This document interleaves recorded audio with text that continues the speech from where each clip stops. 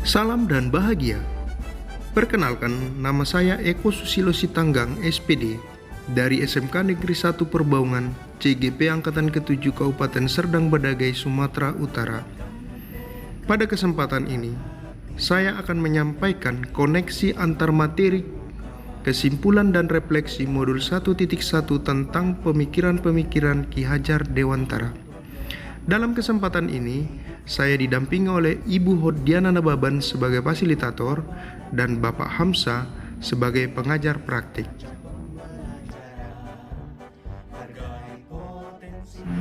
Ada 3 pertanyaan dalam memahami koneksi antar materi refleksi pemikiran Ki Hajar Dewantara.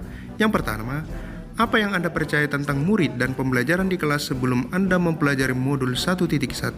2. Apa yang berubah dari pemikiran atau perilaku Anda setelah mempelajari modul ini?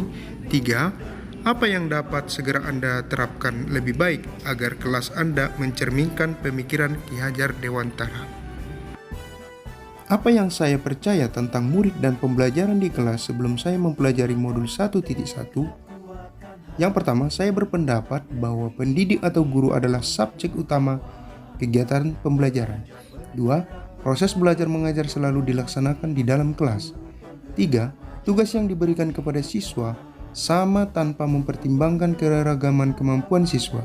Dan yang keempat, memberlakukan sanksi atau hukuman kepada peserta didik dengan harapan perilaku mereka mengarah lebih baik. 2. Apa yang berubah dari pemikiran atau perilaku saya setelah mempelajari modul ini? Setelah mempelajari filosofi pendidikan dari Ki Hajar Dewantara, saya menyadari kekeliruan bahwa selama ini memandang peserta didik sebagai objek dalam pembelajaran di kelas. Seharusnya peserta didik pusat atau subjek pembelajaran, peserta didik pemegang kendali pembelajaran.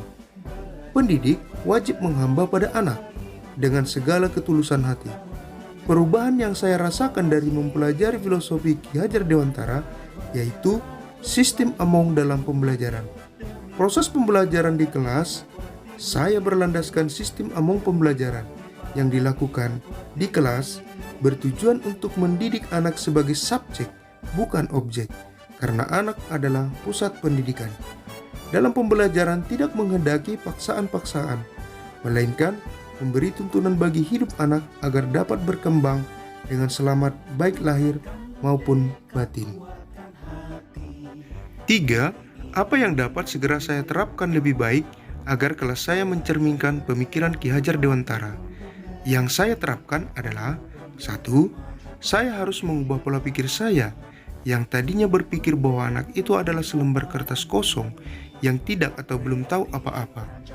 Saya harus meyakinkan diri saya bahwa setiap anak lahir sudah lengkap dengan potensinya masing-masing, meskipun masih terlihat samar. 2. Saya mencoba menciptakan suasana kelas yang menyenangkan dan pindah kelas ke ruang lain, misalnya ruang bengkel. 3. Saya harus mengupayakan pembelajaran yang berpusat pada anak, memberikan ruang, kesempatan dan fasilitas yang seluas-luasnya agar anak mampu berpartisipasi aktif dalam kegiatan pembelajaran.